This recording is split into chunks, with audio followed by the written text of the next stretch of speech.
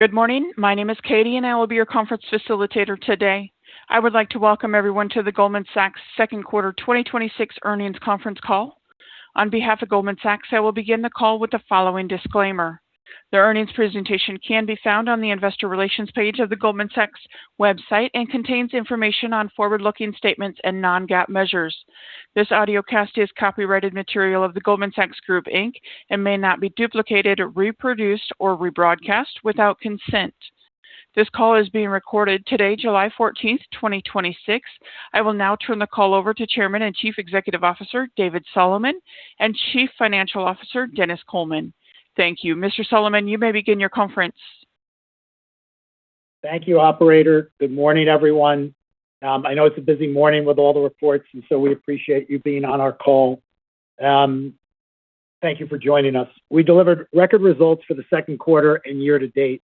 In the quarter, we generated record revenues of $20.3 billion, record earnings per share of $20.98, and an ROE of 23.5% and an ROTE of 25.5%.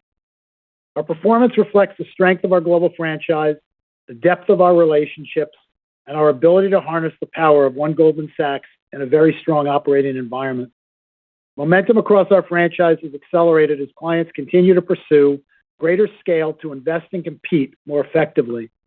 This desire for scale has driven a significant increase in strategic deal-making activity, with large cap corporate M&A volumes up 90% through the first half of 2026.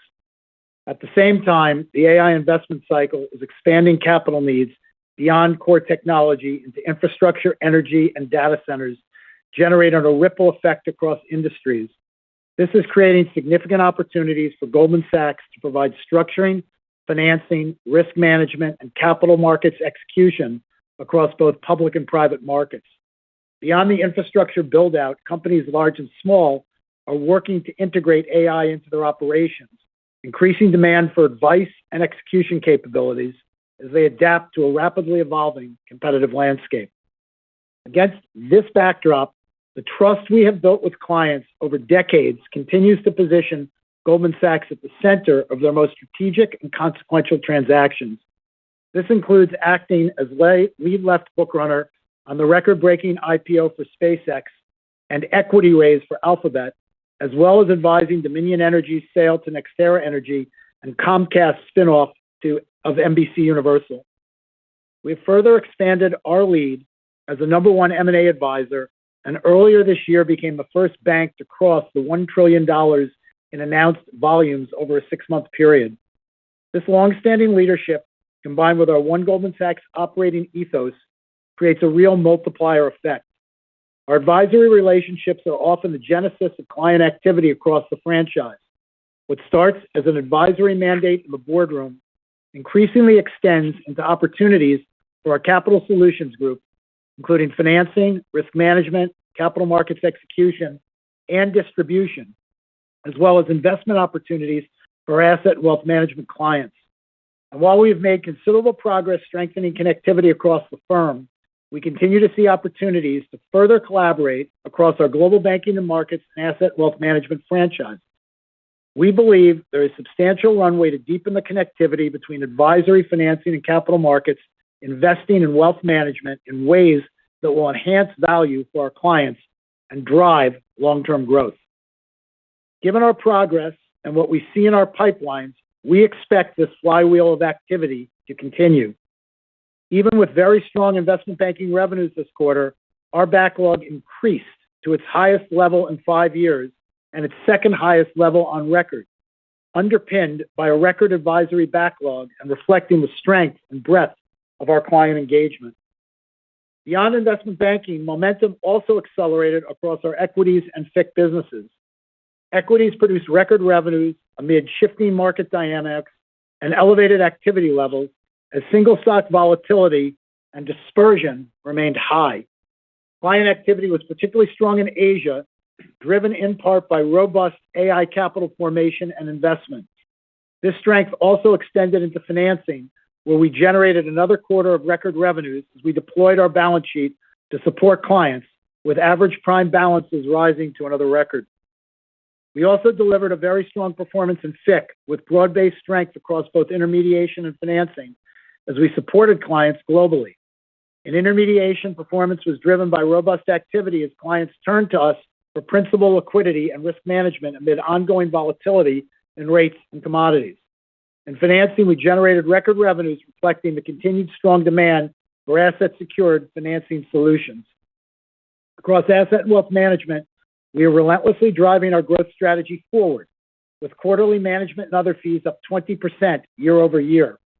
We delivered our 34th consecutive quarter of long-term net inflows, including $19 billion in wealth management. Our wealth management client assets reached a record of roughly $2 trillion, and our total assets under supervision surpassed a record $4 trillion. In this cycle of elevated capital formation and strategic activity, the opportunity set for our ultra-high net worth franchise is also expanding. Our high-touch wealth management business has never been better positioned to help founders and executives realize and manage newly created wealth with unique capabilities and solutions, combining trusted advice with access to differentiated investment opportunities across our platform. Since the start of 2025, we've seen nearly 900 referrals to wealth management from investment banking, demonstrating the benefits of our One Goldman Sachs operating approach. Within alternatives, despite some pressure in segments of the industry, investor interest across our platform remained incredibly strong, driving a record $59 billion of fundraising in the second quarter and $85 billion of fundraising year to date. We raised $31 billion in private credit this quarter alone, a testament to our strong track record of performance and our clients' continued desire to partner with experienced investors like Goldman Sachs. More broadly, demand for private markets remains robust as clients deploy capital across credit, equity, and real assets, and our ability to originate and structure opportunities continues to differentiate our offering. We continue to scale our solutions platform, and last week we were appointed to manage both Verizon's and Lockheed Martin's retirement plans, which collectively represent $70 billion in assets under supervision. These mandates from large, sophisticated corporate pension sponsors underscore the growing demand for comprehensive, integrated OCIO solutions capable of managing complex portfolios across public and private markets. As a leading provider of OCIO services globally, we are well positioned to capture this attractive secular growth opportunity. We are also further accelerating growth across asset and wealth management through targeted acquisitions that are enhancing and scaling our capabilities. Our recent acquisitions, Industry Ventures and Innovator, are both showing solid momentum in the first few months of integration. We will continue to evaluate opportunities to expand our client offering, strengthen our franchise, and accelerate growth. Let me touch on capital and regulation more broadly. We remain very engaged with our regulators to ensure better alignment of regulatory outcomes with underlying risk and look forward to swift progress towards a more balanced framework. As we again demonstrated this quarter, our robust capital position and disciplined dynamic resource management enable us to support clients across market conditions and drive accretive returns.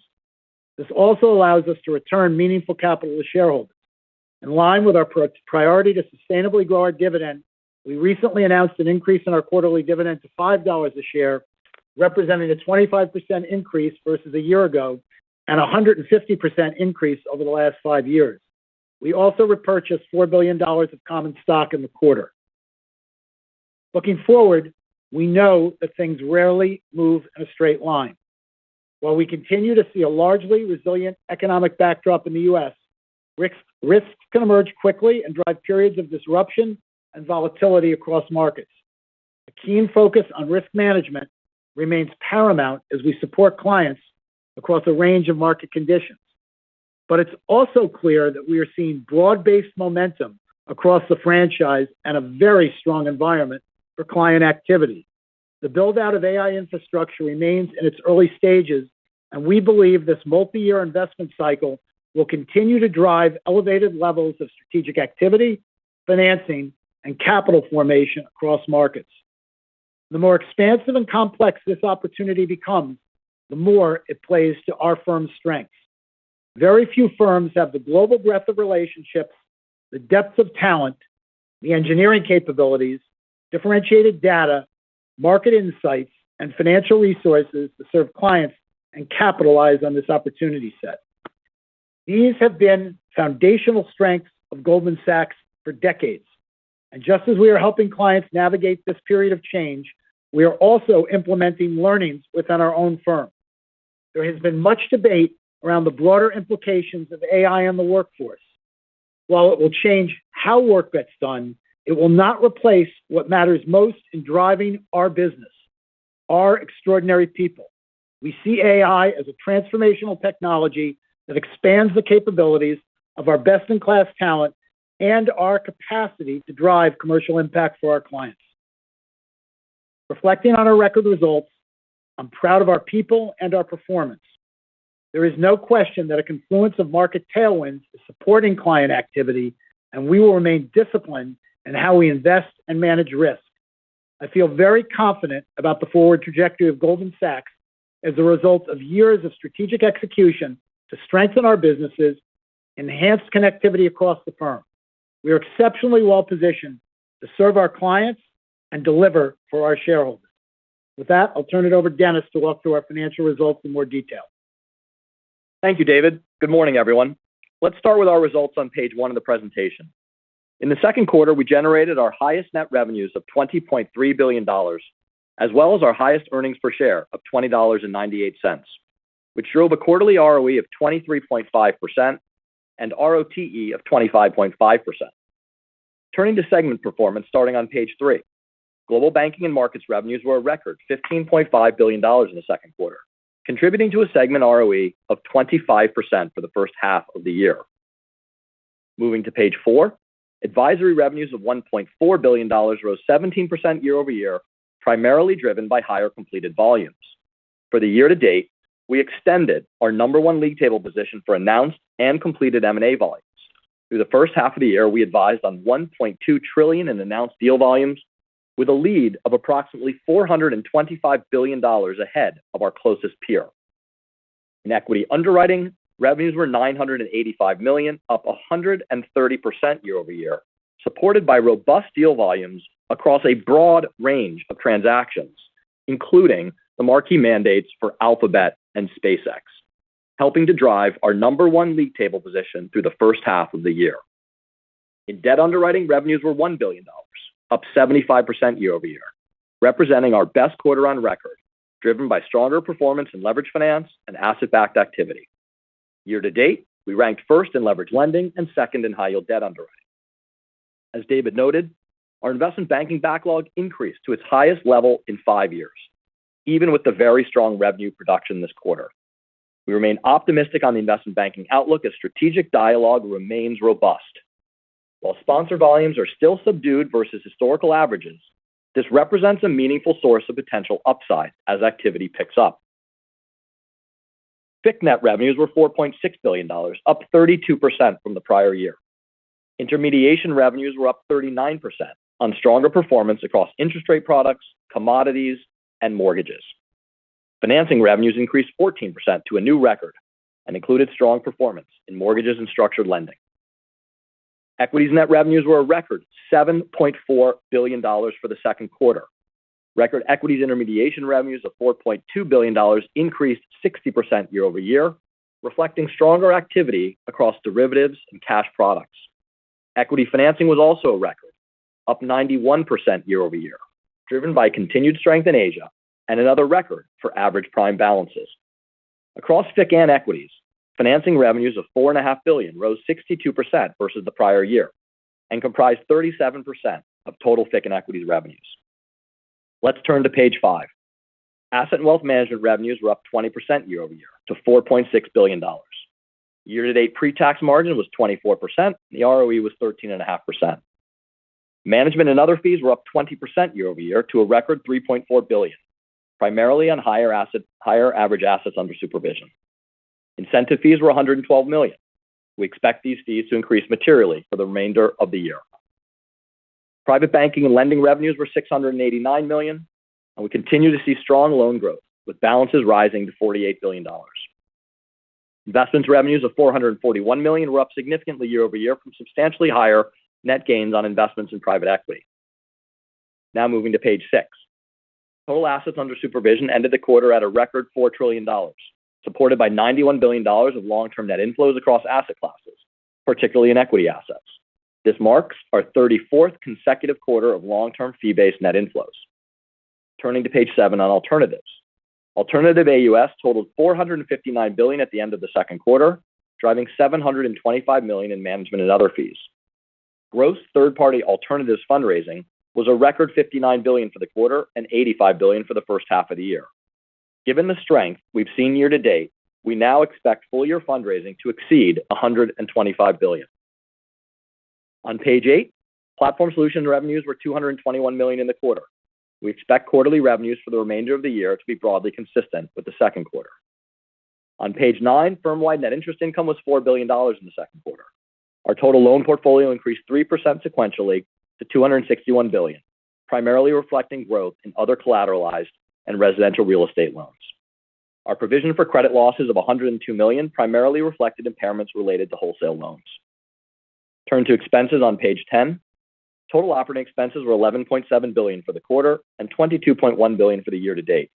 Through the first half of the year, we generated material operating leverage with an efficiency ratio of 58.8%, improving 320 basis points from the prior year period, helped by a decline in our compensation ratio net of provisions to 31%. Quarterly non-compensation expenses increased from the prior year to $5.6 billion, with the increase driven by transaction-based expenses tied to robust activity levels, particularly in equities. Even in a stronger revenue backdrop, we remain focused on disciplined expense management and driving efficiencies over time. Our effective tax rate for the year to date was 18.5%. For the full year, we continue to expect an effective tax rate of approximately 20%. Now on to slide 11. Common equity tier 1 ratio was 12.9% at the end of the second quarter under the standardized approach, 150 basis points above our current capital requirement of 11.4%. We were pleased with our results in the recent CCAR test, which demonstrated the strength of our balance sheet under a severely adverse economic scenario. Our stress capital buffer of 3.4% remains unchanged and is effective through September 2027. We are encouraged by the direction of the proposed changes to the regulatory framework, including continued efforts to enhance transparency and improve stress test calibration, and we look forward to swift progress towards Basel III finalization. A more balanced and risk-sensitive regulatory approach will be supportive of bank lending and capital formation and ultimately constructive for the broader economy. Our capital management priorities remain unchanged, which are to invest in our business at attractive returns, sustainably grow our dividend, and return excess capital to shareholders through buybacks. Our capital actions this quarter reflect our continued disciplined approach across each of these priorities to support clients and also enhance shareholder value. We recently announced an increase to our quarterly common stock dividend to $5 per share, and we repurchased $4 billion of our common stock this past quarter. In conclusion, our record results reflect the strength, scale, and diversification of our world-class interconnected client franchises. As we look ahead, the opportunity set remains compelling across the firm, supported by sustained client engagement and a backdrop of elevated capital formation and deal-making activity. Importantly, the progress we have made on our strategic priorities has strengthened our platform, enhanced our risk management capabilities, and improved our ability to capture this opportunity. With a strong operating environment driving a robust flywheel of activity across our franchise, we're confident in our ability to continue to deliver for clients and generate more durable returns for shareholders. With that, we'll open it up for questions. Thank you. Please stand by as we assemble the queue. If you would like to ask a question during this time, simply press star 1 on your telephone keypad. If you would like to withdraw your question, press star then 2 on your telephone keypad. If you're asking a question and you are on a hands-free unit or a speakerphone, we'd like to ask that you use your handset when asking your question. Please limit yourself to 1 question and 1 follow-up question. We will take our first question from Glenn Schorr with Evercore. Hi, thank you. All right, so many good things in there. I'm going to try to pick on one here in equities. So I know it's hard to comment on sustainability. The environment's good. A lot went right this quarter. So maybe we could talk about wallet share gains and any concentration we should think about? Because I saw overall market volumes up 9%, but margin was up 50%, and your revenue was up like 86% or whatever, yet somehow RWA is down. So those are all great trends, but maybe you could talk about, wallet share gains and what you're seeing in that backdrop. Sure, Glenn. Thank you. Thank you for the question. I appreciate that. Obviously, the performance of our equities business in the last quarter is the result of a number of multi-year investments. So we obviously identified a long time ago, particularly on the equity financing piece of the equation, a commitment to grow that as a component of our GBM public business. And we've been, putting in place the talent, the risk management capabilities, of making multiple years of technological investments to underpin our capabilities, particularly in international jurisdictions such as Asia.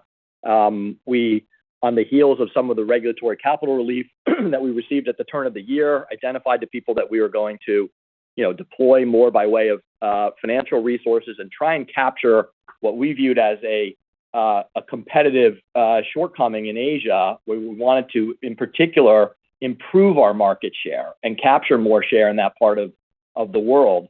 But it required the investment across the board in terms of people and technology and resources. We've made those investments. We've sustained our commitment to those activities. And over the balance of the first half of this year, we've had a very favorable operating environment that's enabled us to capture that. So, we remain very focused around the world for the equities business, frankly, for all of our activities across the firm, trying to identify pockets where we have bigger opportunities to grow our share with clients, improve our performance, and we'll try to strategically invest in and feed those areas so we can, improve our overall leadership positions. Could instead of a different follow-up, can I just drill down on that and ask, can you talk a little bit about the client composition? And I ask because parts of the business have had bursts of growth across Asia, and then things cool down. And so maybe you could talk about what kind of clients we're talking about, and then if we should be thinking about any concentration risk, because at times there's a handful of big clients that drive that. So I appreciate all that color. Sure. No, thank you. And I appreciate that. So, the business has different characteristics globally, and it has different client subcomponents. There are many types of clients that sit within the equities franchise. You could, among other forms of characterization, include long-short investors, more quant-oriented investors, and their performance and their consequence to the overall wallet and activity changes over time. We have been undertaking an effort to expand our overall share across the client base, deploying, as I said, the human capital, technology, and financial resources to do that, and being thoughtful about the overall portfolio composition as we grow. And we make choices across a number of different areas where we allocate resources to try and optimize portfolio concentration. We have very big clients in a lot of our businesses, and they are very influential. But this is a highly diversified suite of clients across the world. We are intermediating equity asset flows in cash, derivative format, financing format for a multitude of clients all over the world. Yeah, I just think the only thing I'd add, Glenn, that I just think is an important thing to recognize, we really have global scale advantages in that we really have scale and leadership positions across every region of the world in this context. And I think we're in an environment where that's really providing a benefit. The real strength of our global footprint and our ability to really connect our activities globally and manage our activities globally is an advantage that we're feeling more directly at this moment. Thank you. We will take our next question from Ebrahim Poonawala with Bank of America. Hey, good morning. I guess maybe just sticking with that, David, around the global strength, just if you take a step back, talk to us in terms of just capital allocation when you're looking through the businesses and through markets, like where are the best opportunities? Yes, it's competitive, but in terms of how you're thinking about capital allocation across your markets business in Asia versus Europe versus the United States, markets financing versus all the CapEx AI activity that's going on, and then how you think about all of that relative to the buybacks that we've did this quarter. Yeah, I'm happy to comment on it, Ibrahim, but I'd start by pointing you back to what Dennis said and articulated, I think, very clearly in his prepared remarks. It is always our desire, we think about our client franchise. It is always our desire to take our capital and allocate it toward supporting our clients and their activities when we can do so in a way that produces, benefit for our clients and accretive returns for our shareholders. That would always be our preference. In fact, if we could do that and have no excess capital, we would, obviously with a buffer, but no excess capital for buybacks. If it's generating accretive returns, first and foremost, we'd like to get the capital into the business to support our client franchise. We also generate a lot of capital. And so we are extremely disciplined about looking for places where we can invest in the client franchise. I think Dennis highlighted one where over the last 6 to 12 months, we saw a real opportunity, and that was around our business in Asia and Asian equities. And we benefited from that. But if we don't see opportunities or we're generating capital and we don't see opportunities to deploy it, we're going to nimbly get it back to shareholders as quickly as possible. And I think we've been quite disciplined about that. And so, this was a quarter, given the performance, where we actually created more cushion and more buffer.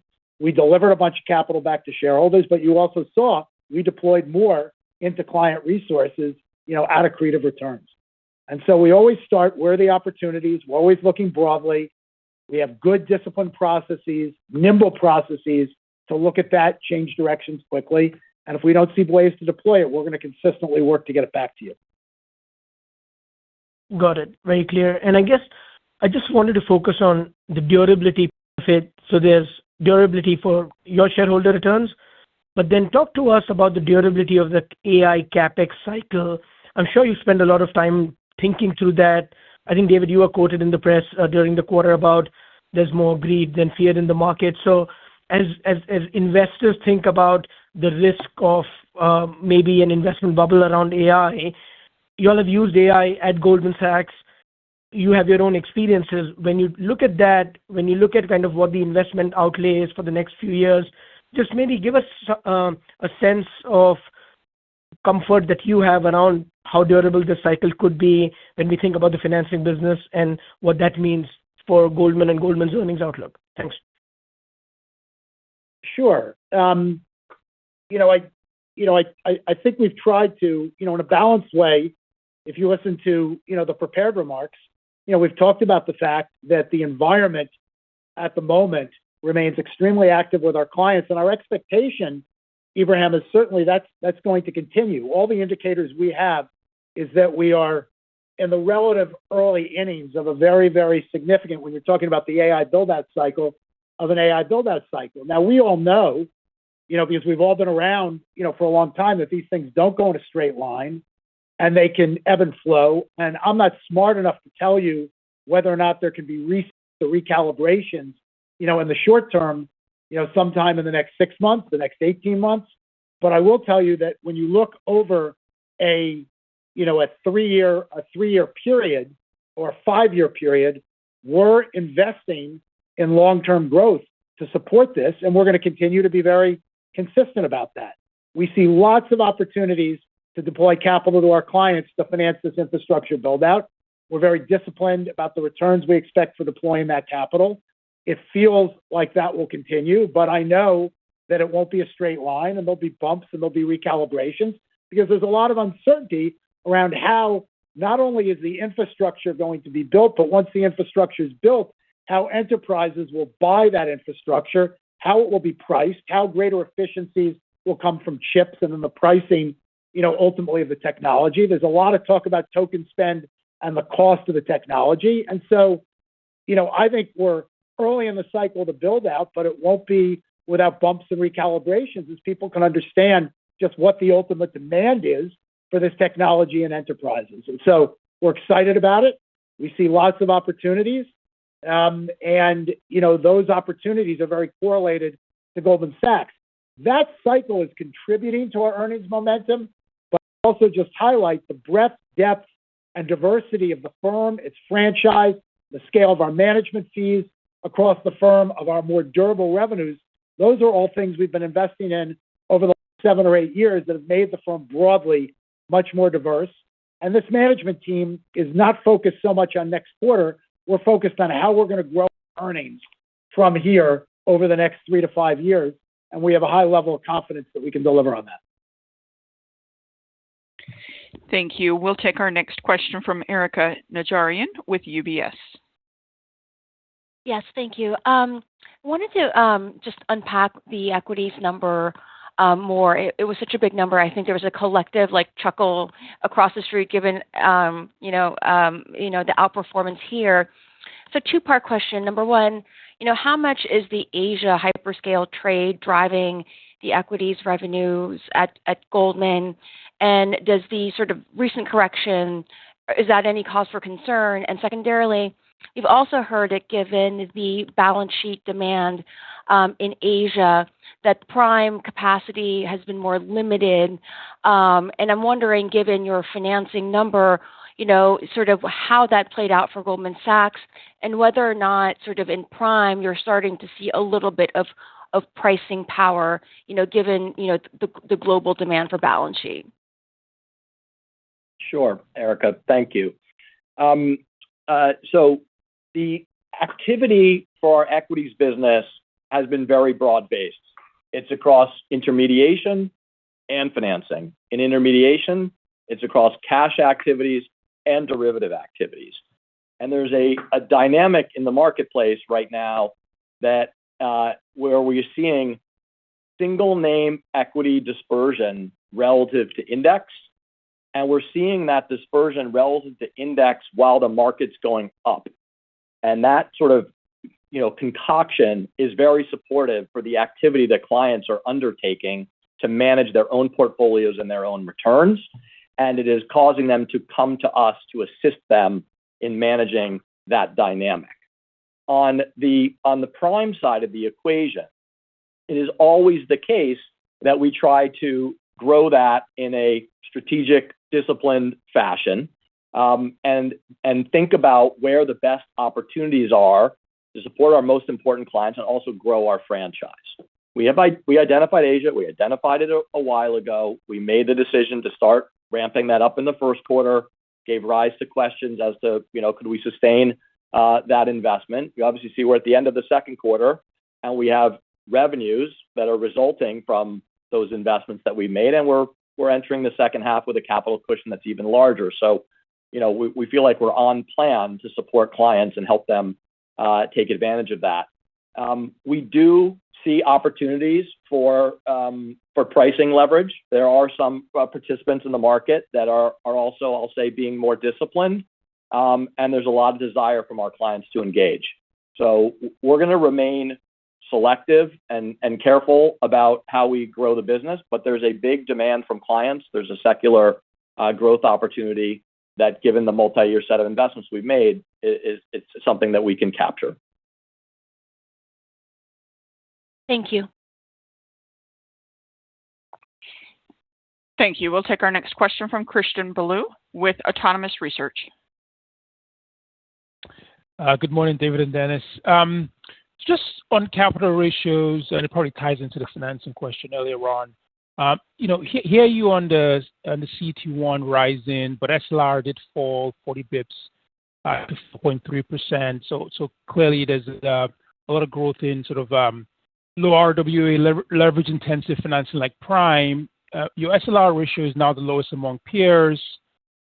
So how much does SLR govern constraints on growing the financing business? And then maybe give us a sense of how low you're willing to run that ratio. So, as you've heard us say, multiple times before, we have a number of different, often oscillating, binding constraints as a firm. We manage to all of them. So we're managing to CET1, we're managing to SLR. You're right that we have facilitated some balance sheet expansion to facilitate client activity. Ultimately, there will be a limit to our appetite to expand that. And, I think as we've proven over time, we have the word David used is nimble, which I think is appropriate. We will look at the opportunity set that our clients are presenting to us and then make choices about the relative resource allocation to try to continue to drive sustained franchise and performance for the firm. But we'll look at all of those various constraints on a very dynamic basis. Okay, thank you. On expenses, pretty impressive. Your, I think, efficiency ratio for the first half was under your 60% target. And I think you're still investing in kind of cloud and AI under GS 3.0, GS 3.0.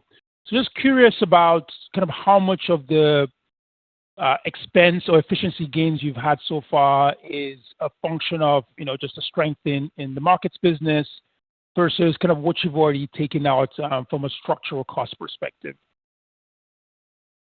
Sure. I appreciate that question, and we'll continue to have this discussion over the ensuing number of quarters. So, obviously we've just developed a tremendous amount of operating leverage given the performance of the firm. We've been able to, grow our revs at about 40%, revs net of PCL slightly higher, and comp expense is only growing at 30% and non-comp at 22%. So there's been disciplined growth on the expense side relative to top line.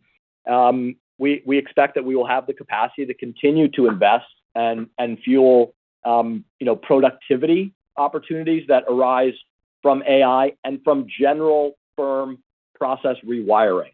I think one of the greatest benefits from our launching our 3.0 initiative is that we have galvanized the entire firm to understand that making efforts to scale our company and build more resilient, more automated platforms that can help us capture the significant growth in client activity that we've seen, that has been an enormous benefit. And so we're developing marginal levels of revenue production and not growing our human capital footprint quite the same way, but recognizing instead that we need to have sort of the quality of capabilities and technology to scale. And that's been a learning that I think is one of the big pieces of the driver to our efficiency ratio.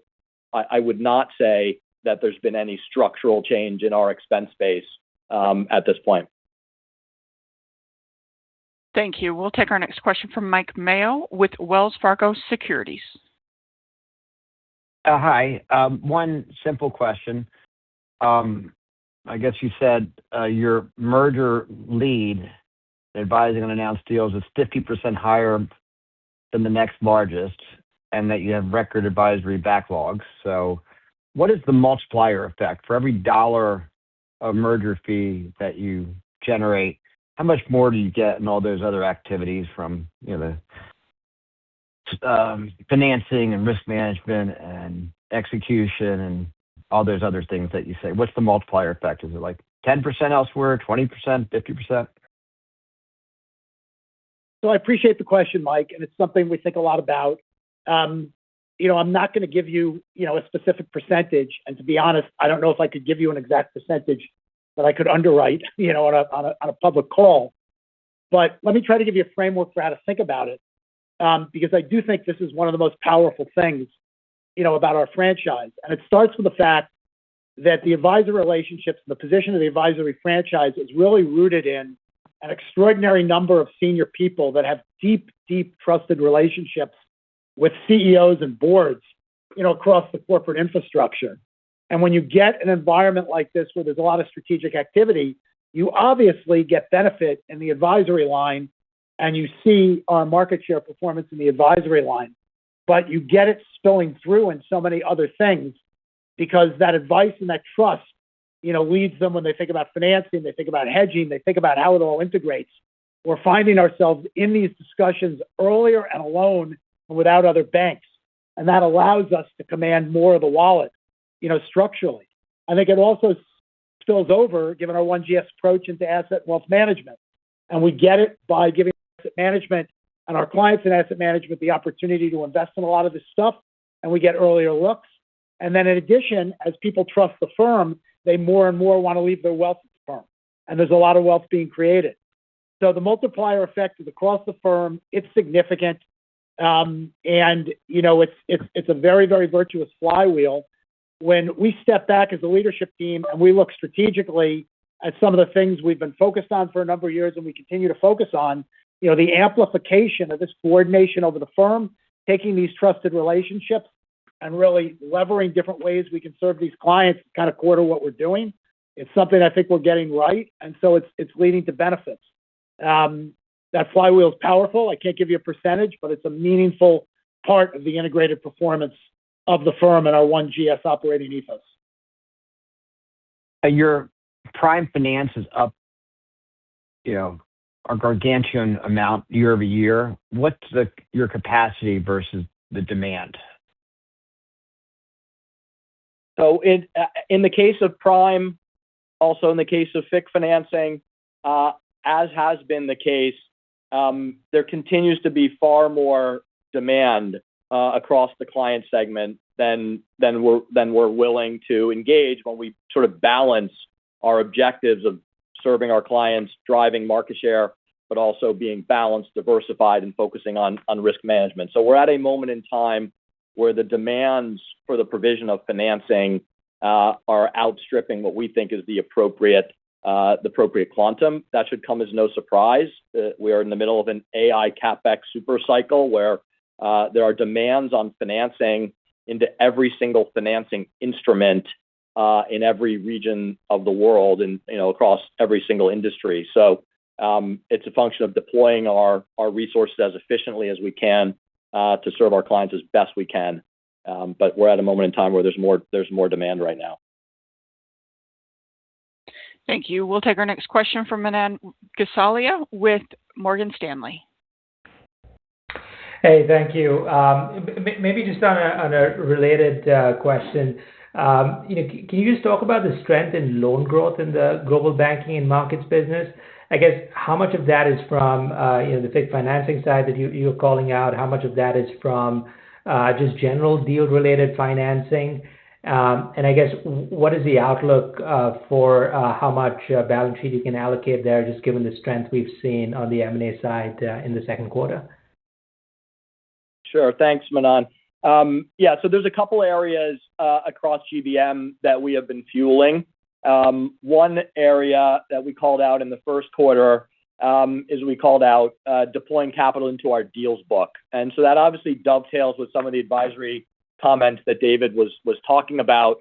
In addition to call it regular way financing of investing client activities and provision of clients to our wealth franchise, there's event-driven demand for financing, M&A linked demand for financing. That's an activity we've historically been one of the leaders in. So we are prioritizing deployment of capital into our deals book. And then as you talk about the growth that you're recognizing in terms of loans on a sequential basis, that the other collateralized largely relates to what we report as FIC financing, which connects to the prior question where we're growing that, but we continue to be disciplined in terms of how we grow that. And increasingly, with the formation of our capital solutions group, again, to this point that there's sort of more demand than necessarily, availability, we are using our origination capabilities where we can originate and structure very high quality investments in fixed income space. And we're routing it to our asset and wealth management business. Because there are clients that we have in asset and wealth management that are very interested in getting exposure and investing in the same kinds of products that we used to invest only for ourselves on our balance sheet. And so we're harnessing the same origination capabilities, facing off against all the clients around the world and helping source opportunities and serve clients, some of which will go to the balance sheet and show up in FIC financing. Some will now get routed to AWM and help drive some of the growth in that business. And then some of it will underwrite and distribute to institutional clients who are also interested in the exposure. So we have a different sourcing, origination, and distribution strategy for different types of instruments and different client bases. Got it. Very helpful. And then as my second question, can you talk about some of the puts and takes in the CET1 ratio this quarter. VAR was up in the quarter, not a surprise given the environment, but RWAs were actually down quarter-on-quarter. So, I guess the question is, what drove that, and how should we think about the range in which you can manage your CET1 ratio over the next year or so? Sure. So I appreciate that. I think the punchline, we remain, committed to an operating model that's sort of called plus 50 to 100 basis points. We're obviously in excess of that.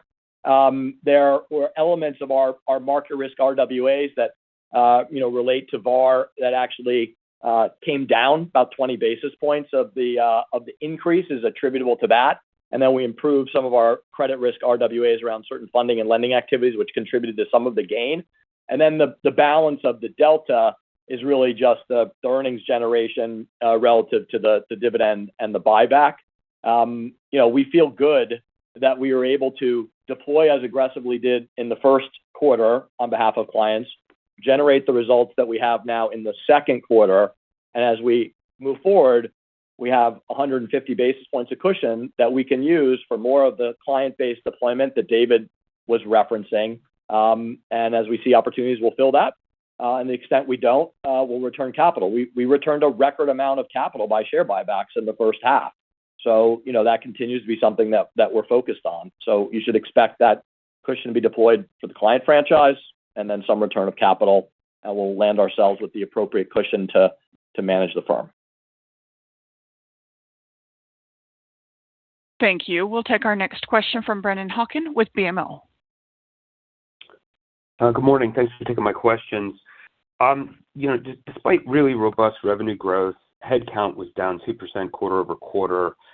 Dennis, I know you spoke to the fact that you didn't see the expense base as structurally changing, but is this decline in headcount a function of some of the efficiency efforts you've been focused on, whether it's via AI or One Goldman Sachs 3.0, and how should we think about headcount going forward?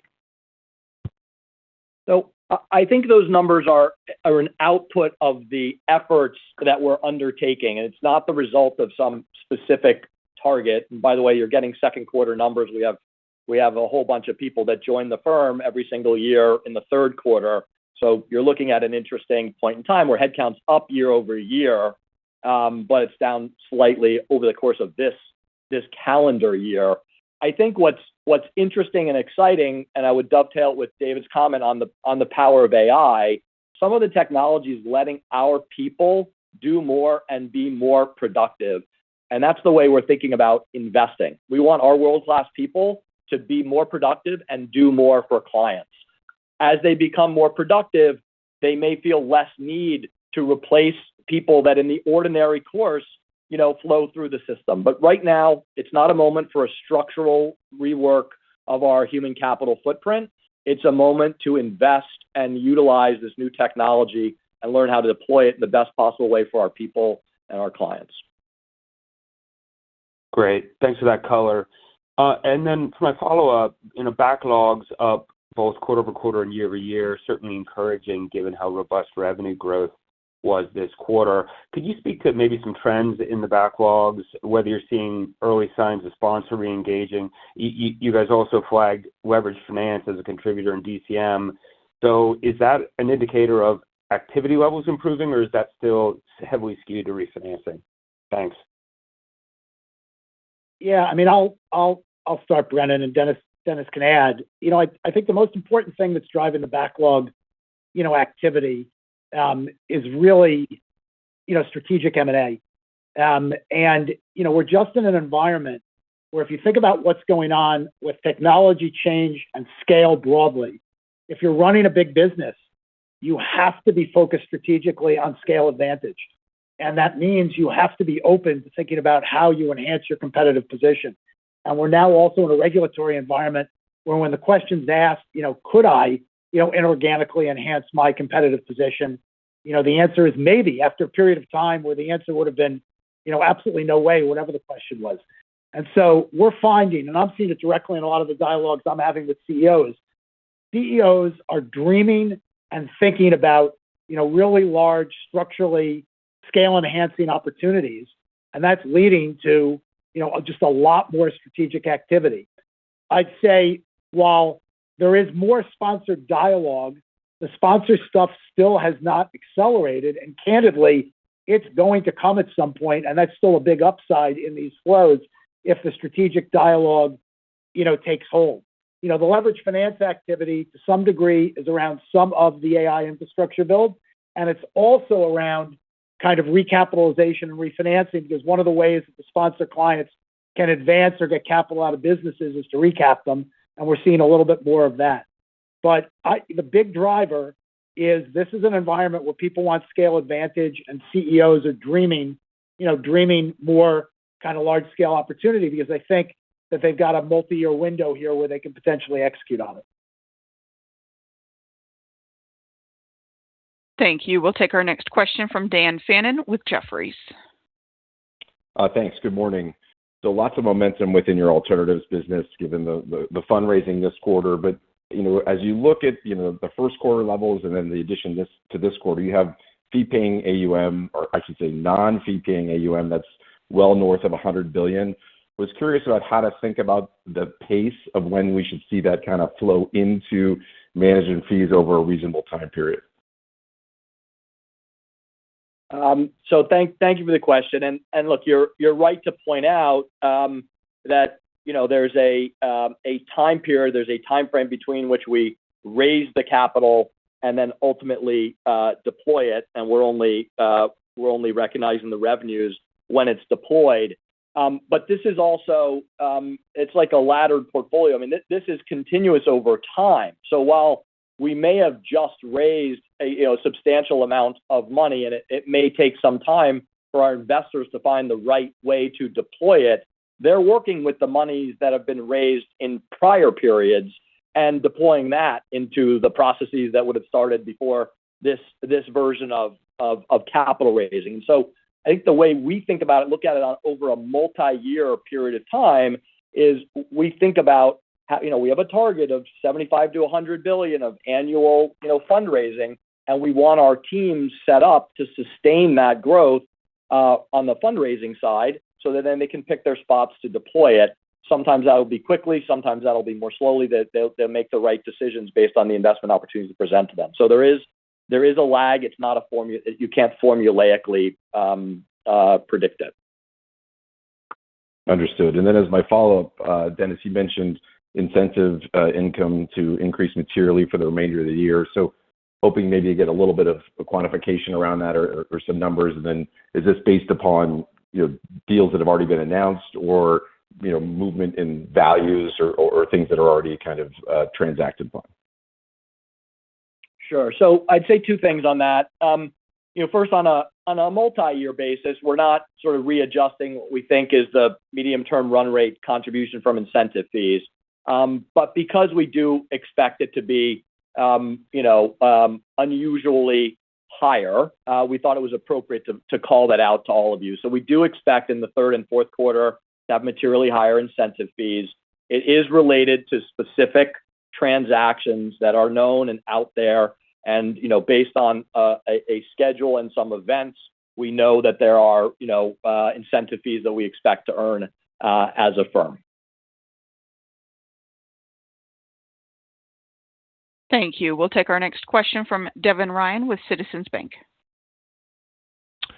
Great. Good morning, David and Dennis. Another one on the alts, just the strong fundraising in the quarter, obviously huge momentum. So I just want to dig in a little bit on the demand drivers there and just get a sense of, is this just kind of continuation of the long-term consolidating share, or how much is LPs becoming actually more discerning in this backdrop, or even just, kind of opportunistic in areas like private credit, where I know you've had some momentum with institutions? Just be good to get some sense of the strength there and kind of the ability to continue that. Sure, Devin. I mean, I think, candidly, in this case, it's both.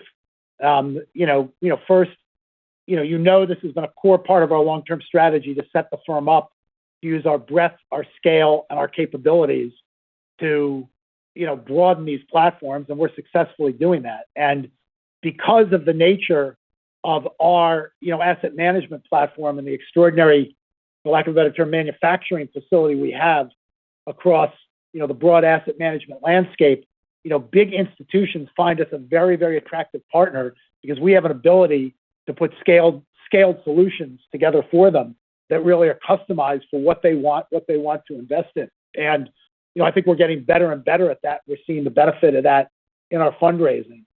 Secondarily, I think there are areas where, our level of expertise and our experience and our differentiation, and there are others like us, where LPs are really saying, we're going to differentiate and go to people where the performance and the capabilities are better. And I think private credit's, an example of that. We've benefited, from that. And so I think, both are factors. There is going to be, some lumpiness in fundraising, where quarters will, because it has to do with as you go out and present the different funds, to the market, there's a lumpiness as to what you see. And so, we kind of gave you some direction to travel for the year, and we're obviously way ahead of that. But I think both those things are contributing, to our ability to continue to perform. And, they're correlated. We've set out, growth ambitions for that business, and we're delivering on those growth ambitions. And you can expect us to continue to deliver on those growth ambitions. Yeah, that's great. Thanks, David. And then just to follow up on just the AI build out inside of Goldman, and obviously touched on OneGS, but as you think about just how fast this technology is evolving, you think about agentic as well, and maybe opportunities. I'm assuming that you guys will be probably on the forefront as you've been with other technologies in the past. So how much of an opportunity do you see forming, and maybe how far out is it to do more with agentic is just one example. And do you see things that could be really interesting, even from a client-facing perspective, to be innovating with, where you could be early and could be meaningful? So, Devin, look, the space is moving very, very quickly. And with the passage of time, I think we get more excited and more confident about what some of the capabilities are. It started with productivity and a more narrow component of the firm called engineering. But based on leveraging, the firm's relationships with a number of different sort of large language model providers and investing in sort of very high quality engineering talent, frankly, hiring a bunch of engineers from the outside to complement our already excellent team, we were finding, very effective ways to deploy it inside of the firm. I frankly think it's still early. So there are some of the easiest places to generate benefits are what I would refer to as table stakes. They're sort of necessary, responsible process improvements that a leading international corporate should integrate into their firm. And then the question becomes, how do you harness the combined capability of your natural talent that you have in your organization, your engineering talent, the data that you have as an organization? And Goldman Sachs has an enormous amount of highly differentiated data that we have collected and curated over many, many, many years. And we put that all together with the extraction and analytic capabilities of these new technologies and put that in the hands of our world-class talent. And they should be able to continue to offer clients better, faster, more insightful pieces of advice and analysis to continue to make Goldman Sachs the kind of place that clients want to call first when thinking about their most important transactions. Thank you. We'll take our next question from Gerard Cassidy with RBC. Good morning. Thank you. Can you guys share with us your thoughts on, obviously today's numbers are very, very strong and the market conditions are very positive, particularly when it comes to the AI-related financings and such. Can you compare this period and the influence that AI is having on the business in terms of capital raises, DCM, ECM, et cetera, trading, to prior periods similar to maybe the dot-com era, or even during the 2021 period, which we had such a strong investment banking period there during the pandemic? Can you frame it out where you could give us how big is this tech/AI contributing to the success versus those prior periods when we had dot-com and obviously in the pandemic era? I appreciate the question, Gerard, and it's not surprising that, we get a lot of questions, that kind of look back in history and people want to draw, direct comparisons.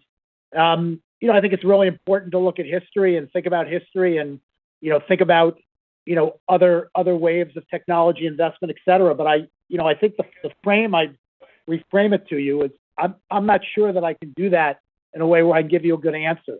Certainly in terms of the size and the scale of the capital that's being put forward, it's very, very significant in terms of absolute dollars. But one of the things I just highlight that's interesting, when you think about the IPO market, this was obviously a very robust quarter for IPO activity. IPO volumes in this quarter were kind of at or below the 10-year average.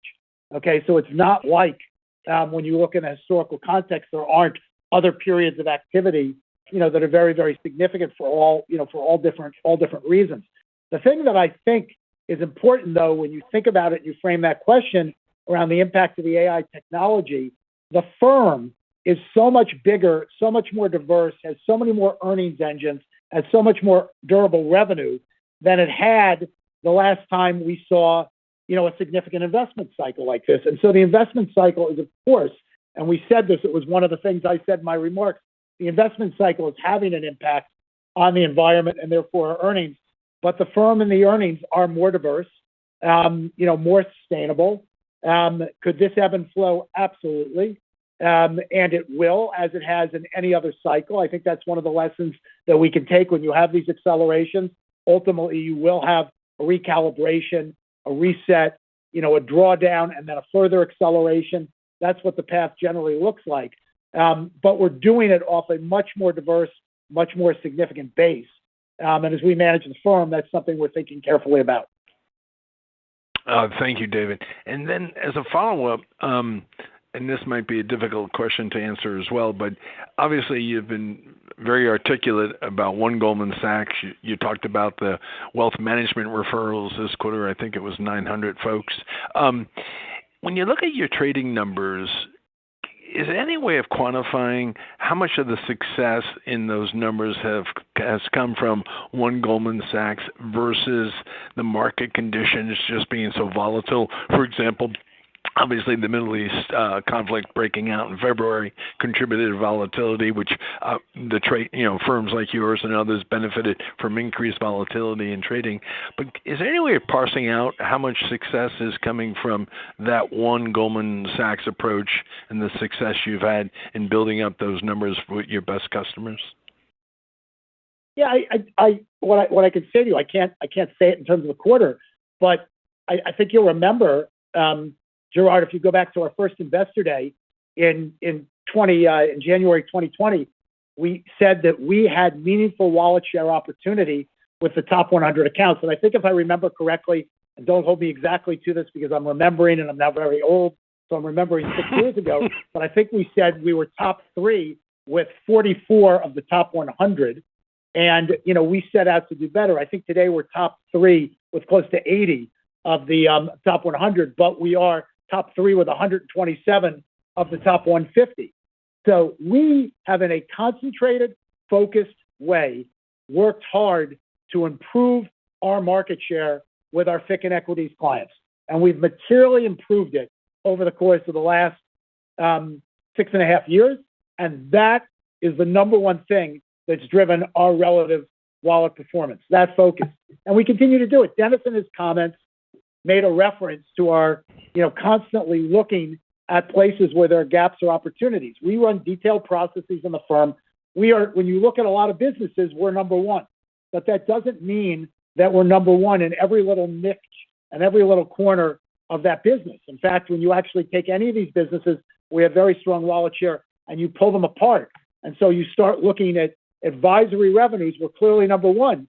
But that doesn't mean that we're number one in biotech, even if we're number one in healthcare. And so we take a focus, and we constantly are looking and saying, where are we falling short? Where can we do better? Why are we falling short? How can we improve those client relationships? And that's a pretty disciplined process that we do across investment banking, across, FICC and equities, broadly, and we'll stay disciplined with that. If you do that over time, and that is kind of one GS, you advance your overall relative wallet position. There are ceilings to that in some places, but we'll continue to remain focused. And so I think that ethos, that kind of market share discipline has been very, very constructive for our performance over an extended period of time. And we're going to continue to be, disciplined and kind of always being self-critical and saying, where can we be better? Appreciate that, David. Thank you. Thank you. We'll take our next question from Chris McGratty with KBW. Oh, great. Morning. Just a big quick picture question. AWM is about a quarter of the revenues. I guess the question is this about where you'd like it to be, understanding the puts and takes of trading normalizing over time. And then secondarily, any potential opportunities to round it out, the franchise, either domestically, internationally, and maybe inorganic considerations. Thanks. So appreciate the question. And, I guess if I could paint an ideal, business mix between global banking and markets and asset and wealth management, the percentage would be slightly different. But this, things are working pretty well because we've been able to grow global banking and markets, I think, better than when we kind of laid out the roadmap, 6-7 years ago. We thought we'd be able to grow it. Now, I wouldn't trade away that growth, at all. And I think there's a lot of durability in the scale of that franchise. But of course, we see a lot of opportunity to grow asset wealth management. We said clearly in the prepared remarks that we feel good about the acquisitions that have filled gaps and that have allowed us to accelerate growth, and that we continue to look at interesting things that will allow us to do that. And so we're going to continue to find ways to fill in that franchise, accelerate the growth. We're always going to be disciplined. The bar is always high to do anything inorganic. But when you look at the scale of global banking and markets, it would take very significant things to materially move the business mix. And so we're just going to continue to try to grow this business the way we've outlined. We will find inorganic opportunities. We'll add them when we can. And I think we've got a pretty good runway. Thanks for that. And my follow-up, appreciating the strength across the board this quarter. I guess if I were to ask, what's not at your high expectations, whether nuances within a business, strategy, geography, anything that as a management team you're looking at and say, hey, we're not quite where we should be? There are lots of opportunities. There are lots of places where we can do more. When you say it's not at our expectation, that frames a little bit in a negative. What I would say is there are places where I think we could have invested more sooner, and we're investing more now where we think we can accelerate. And one of the most obvious ones is wealth. There's just we have a very strong, ultra high net worth, high touch wealth business, and the growth in very, very wealthy people that have investable assets is expanding at an even faster pace. It's a very, very fragmented business where people have fragmented share. There's no big leader, that has more. And, I think that our opportunity, this business scales with people, by the way, and we're investing in those people. We've accelerated our investment. I think the ability, for us to hold ourselves to a bigger client footprint in ultra high net worth is something that we've been very focused on in the last 2 years and are accelerating that focus. So I point to that as an example, but what I'd like you to take away, again, is this, we try to run the firm with a discipline of always looking at where can we invest, where can we do more, how do we look at things over 3, 5, 7 years, not quarter to quarter. And, we continue to see a lot of opportunities to grow the firm and grow the earnings of the firm. And that's what the leadership is focused on. We can debate what the right through the cycle base is at the moment. And there's no question, as we said, we're benefiting from the current environment, but we see lots of opportunity. You pick the base to continue to grow the firm, grow the franchise, and grow the earnings over the next 3, 5, 7 years. Thank you. At this time, there are no further questions. Ladies and gentlemen, this concludes the Goldman Sachs second quarter 2026 earnings conference call. Thank you for your participation. You may now disconnect.